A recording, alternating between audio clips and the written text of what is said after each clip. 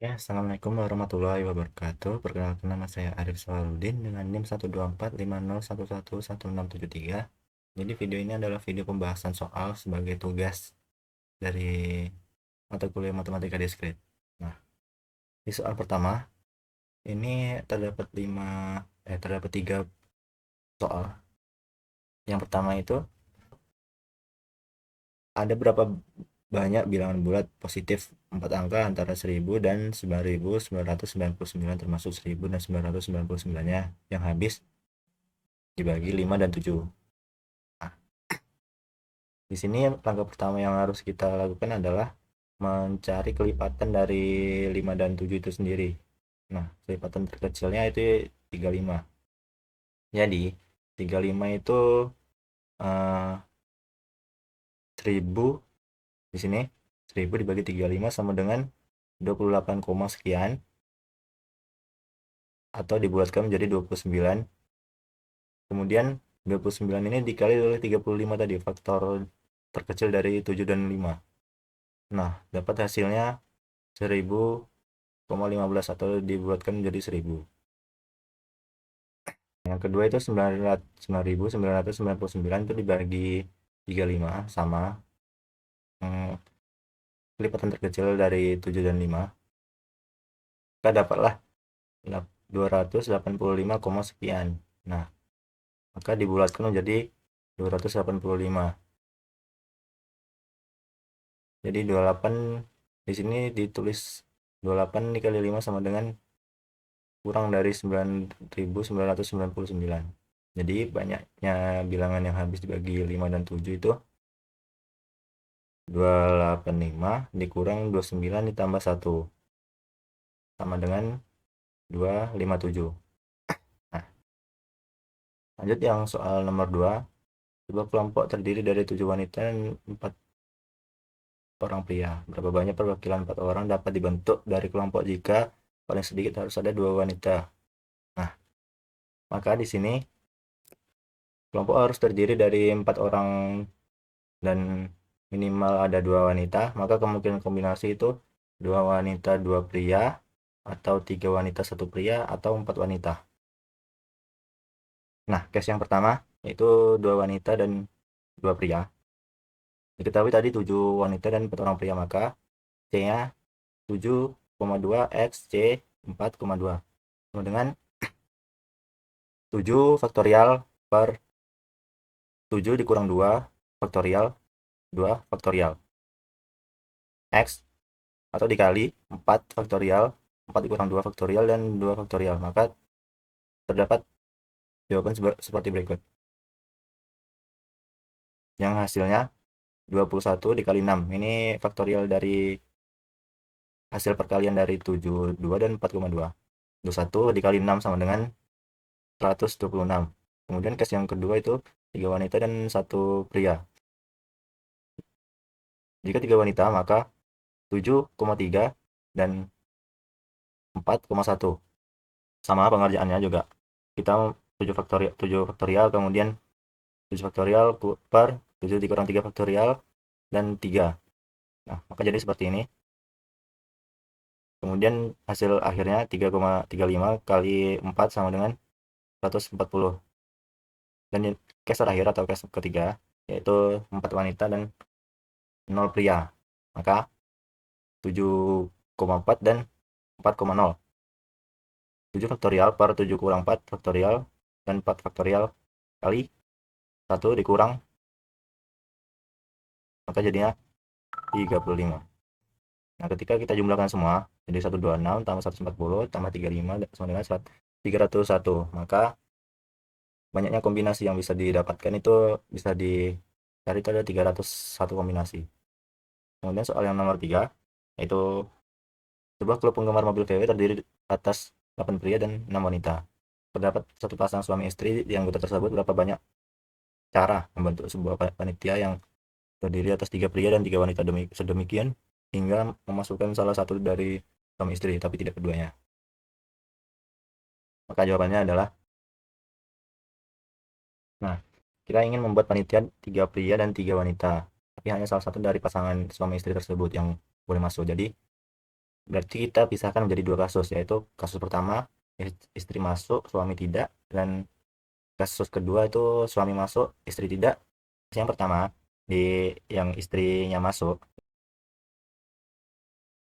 itu 5,2 dan 7,3. Kenapa jadi 5,2 dan 7,3? Karena di sini terdapat satu pasang pria dan wanita yang tidak boleh diikutkan. Maka 8 ini dikurangi satu sama pasangan tadi, jadi jadinya 7, dan wanita juga dikurangi satu, jadinya 5,3 dan 7,3. Nah, sampai dapatlah hasilnya 10 dikali 35 sama dengan 350. Kemudian case yang kedua yaitu suami masuk, yang berarti C 5,3 dan C 7,2. Sama pengerjaannya, 5 faktorial, 5 dikurang 3 faktorial, dan 3 faktorial, sampai dapat hasil 10 dikali 21 sama dengan 210, dan tinggal dijumlahkan saja. Nah, dapatlah 560. Jadi total kombinasi yang bisa dibuat, berapa banyak cara membentuk sebuah penelitian yang terdiri dari 3 pria dan 3 wanita, itu adalah 560 kemungkinan. Nah, lanjut soal nomor 2, yaitu sederhanakan fungsi boolean di bawah ini secara aljabar menggunakan aksioma atau teorema. XY tambah XZ tambah YZ. Yang B, X tambah Y, X aksen tambah Z, dan Y tambah Z. Dengan memanfaatkan prinsip dualitas dari fungsi A di atas. Kemudian diketahui fungsi boolean berikut: F Wx y z 0, 1, 2, 3, 7, 11, 13, D Wx y sama dengan 5, 9, 14, 15. Dengan Wx y itu adalah fungsi don't care, minimisasi fungsi tersebut dengan atas dan menggunakan metode peta Karnaugh. Setelah itu tuliskan fungsi sederhana itu dalam bentuk baku SOP dan bentuk baku POS. Oke. Nah, di fungsi A ini XY tambah X aksen Z tambah YZ. Ini dapat melakukan penyederhanaan seperti XY tambah X aksen Z tambah YZ sama dengan XY tambah YZ tambah X aksen Z. Langsung saja kita ke jawabannya. Di kemudian di bawah ini secara aljabar menggunakan teorema dengan mewakilkan prinsip.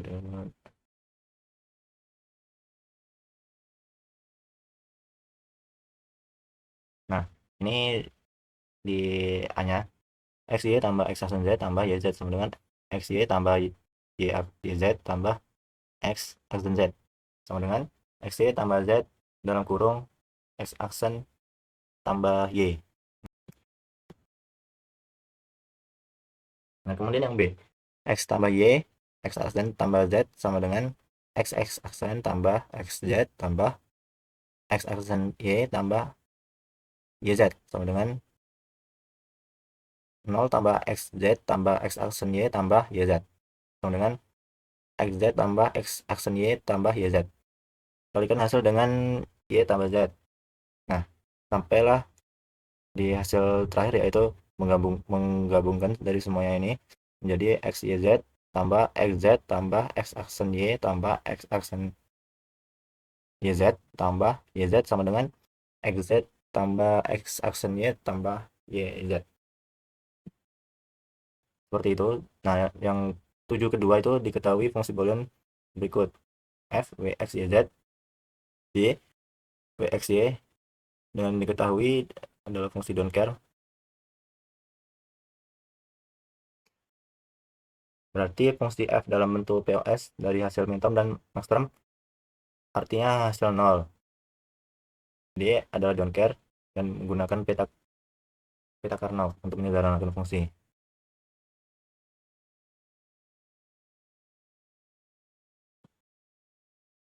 Nah, berarti tinggal kita sederhanakan dengan peta Karnaugh, yaitu di POS-nya atau product of sum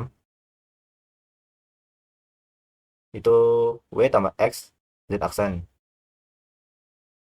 Kemudian menjadi Z aksen W tambah X. Nah, di SOP-nya W X aksen tambah Z dan W aksen tambah Z sama dengan W aksen tambah W X aksen tambah Z.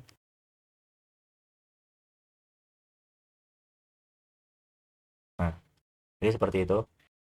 Lanjut yang soal nomor 3, yaitu 3 ini masih sama ya, berarti tentukan fungsi boolean paling sederhana dalam bentuk produk of sum dari fungsi berikut. Diketahui f W X Y Z dan D W X Y Z. 5 fungsi berarti ini fungsi dinyatakan dalam POS, dan nilai-nilai di D itu ada don't care, bisa digunakan untuk mengelompokkan agar penyederhanaan maksimal, dan nilai F sama dengan satu atau min term, dan sumbu vertikal WX dan sumbu horizontal YZ diisi dengan 0 posisi hasil sesuai N dan satu posisi min term, dan X adalah don't care. Dari peta tersebut kamu sudah membentuk grup 0 dari posisi hasil 0 dan menghasilkan W tambah X kali Z aksen dikali W aksen tambah X tambah Y. Kemudian susun ulang menjadi Z aksen W tambah X W aksen tambah X tambah Y. Itu adalah bentuk produk aksiomnya atau post POS. W tambah X muncul dari baris di mana W 0 dan X 0, maka komplemennya adalah W tambah X. Dan Z muncul karena hasil 0 hanya di kolom Z 0, maka jadi komplemennya. Kemudian W aksen tambah X tambah Y berasal dari penggabungan baris kolom lain yang mengandung hasil 0. Nah, ini disusun dalam bentuk OR atau OR. Oke, lanjut yang soal nomor 4, yaitu sederhanakan fungsi boolean berikut dengan menggunakan metode Quine-Minkowski. Kemudian yang kedua, minimisasi fungsi x, y, z 0, 2, 4, 5, 6 dengan metode Quine-Minkowski, lalu gambarkan hasil penyederhanaan dengan menggunakan gerbang NAND saja. Nah, ini sederhanakan fungsi boolean berikut dengan menggunakan metode Quine-Minkowski. Jadi ini adalah metode yang sistematis untuk menyederhanakan fungsi logika secara tabel, dan langkah-langkahnya itu yaitu satu, mengkonversi minterm ke biner. Setiap angka minterm itu dikonversi menjadi bilangan biner 5 bit karena ada 5 variabel, yaitu V, W, X, Y, Z. Di sini ya, jadi dilihat. Contohnya yaitu 9, 0, 1, 0, 0, 1, 17, 1, 0, 0, 0, 1, 11, 1, 0, 0, 1, 0, 1, 1. Kemudian begitu terus seterusnya ya.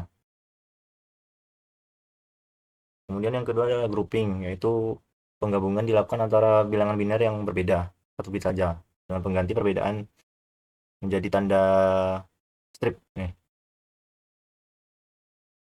Nah, contohnya di 9 itu ada 01001 dan 11 itu ada 01011. Jadinya ini di stripnya di bagian 010 nih, di bagian sini ya berarti nih ya. 010 strip 1. Nah, seperti itu. Begitu juga seterusnya. Jadi 9 ke 13, 9 ke 21, 9 ke 25, begitu juga sampai tidak menemukan lagi. Nah, kemudian lanjut di 17-nya. 17 dengan 11 ada tidak, sama 13 ada tidak, atau tidak ada berarti langsung 17 21. Nah, seperti ini.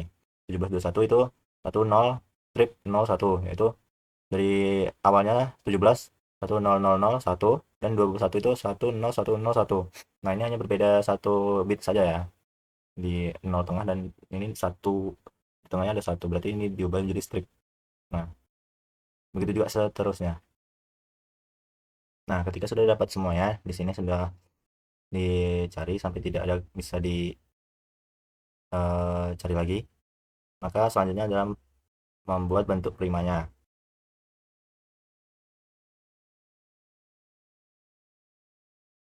Kesimpulannya, fungsi boolean telah disederhanakan dengan metode Quine-Minkowski dan telah dipilih dan ditandai centang seperti ini. Dan selanjutnya, itu nomor 17. Ini kurang lebih sama ya, jadi mesti diberikan dalam bentuk minterm, yaitu f, x, y, f dalam kurung x, y, z. Nah, itu yang pertama, konversi ke bentuk biner. Konversi bentuk ke biner 3 bit karena hanya ada X, Y, dan Z. Maka selanjutnya adalah disusun berpasangan berdasarkan jumlah satu pada bitnya.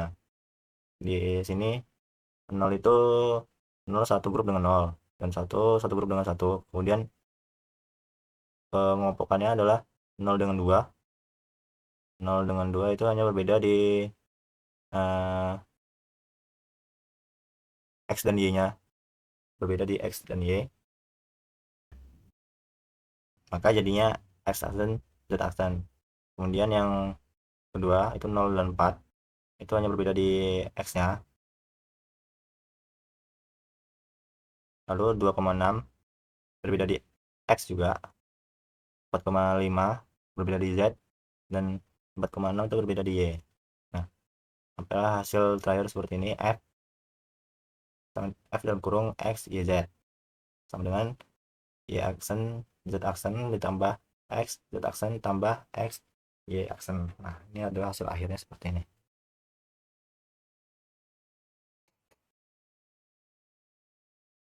Kemudian soal yang nomor 5 dapat gambar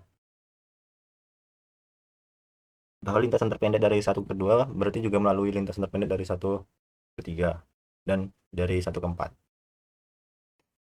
Oke, langsung saja kita ke jawabannya.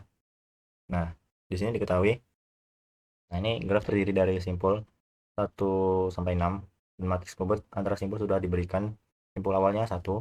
Tujuan tujuannya itu menentukan jalur terpendek dari simpul satu ke simpulannya. Nah, ini adalah matriks bobot atau jarak antar simpul. Misalnya dari simpul satu ke 2 itu adalah 50, dari satu ke 3 itu adalah 10 dan seterusnya. Nah, sampailah dapat uh, semuanya seperti ini. Ini adalah semua jalur yang telah dimasukkan bobotnya.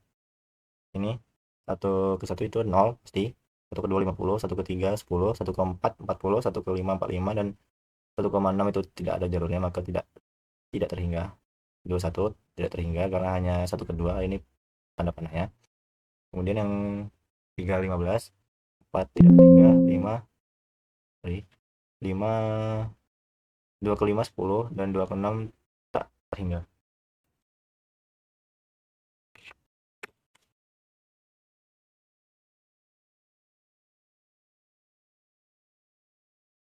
Nah, sampai dan seterusnya.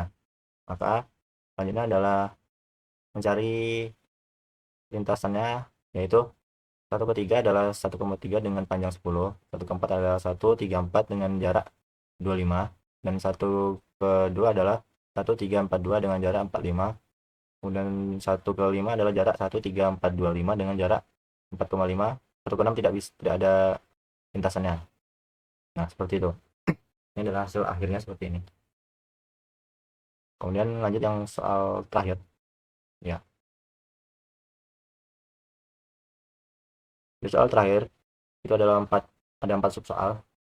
Yang pertama adalah sebuah graf akan dibentuk dari 25 sisi. Berapa banyak jumlah maksimal simpul di graf sederhana yang dapat dibuat dari 25 sisi tersebut. Yang kedua, tentukan jumlah simpul pada graf sederhana bila mempunyai 12 buah sisi dan tiap simpul berderajat 2. Tentukan jumlah simpul pada graf sederhana bila mempunyai 20 buah sisi dan tiap simpul berderajat sama. Nah, ini jumlah maksimum sisi dalam graf lengkap dengan n simpul dirumuskan sebagai jumlah sisi sama dengan n dalam kurung n dikurang 1 per 2. Diketahui tadi jumlah sisinya itu adalah 28 sisi. Berarti kita cari nilai n, maka jadinya adalah jika n 7 maka 7 dalam kurung 7 kurang 1 sama dengan per 2 sama dengan 42 per 2 sama dengan 21. Ini masih kurang. Nah, jika 8 maka 8 dalam kurung 8 kurang 1 per 2 sama dengan 56. Ini nih 7 dikali ya, 7 kali 7 kurang 7, 8 dikali 8 kurang 8, 8 kurang 1. Sorry, ini 7 dikali 7 kurang 1. Ini 8 dikali 8 kurang 1 berarti 8 kali 7 adalah 56. Dibagi 2 karena per 2, maka hasilnya adalah 28. Nah, ini pas 28. Maka hasilnya adalah 7. Nah, soal yang kedua, tentukan jumlah simpul pada graf sederhana bila mempunyai 12 buah sisi dan tiap simpul berderajat 2. Pembahasan, total derajat seluruh simpul dalam graf tak berarah adalah 2 kali jumlah sisi. Berarti total derajat sama dengan 2 kali 12, karena 12 buah sisi sama dengan 24, karena tiap simpul berderajat 2. Nah,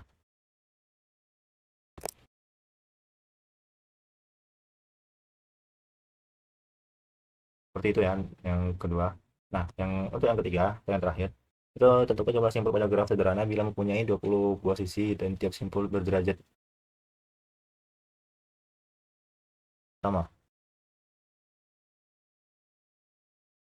yaitu berarti 2 dikali 20 sama dengan 40. Tiap simpul berderajat D, maka jumlah derajat semua simpul N kali D sama dengan 40. Itu mencari kemungkinan pasangan.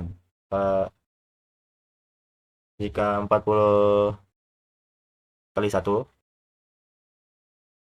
40 kali 1, 20 kali 2, 10 kali 4, dan 8 dikali 5. Jadi kemungkinannya hanya ini ya. Tentukan jumlah sederhana mempunyai 20 buah sisi dan nah ya. Jadi jumlah simpul bisa 8, 10, 20, dan 40. Nah, seperti itu saja yang bisa saya sampaikan di sini. Dari semua soal-soal yang di sini, alhamdulillah sudah terjawab semua.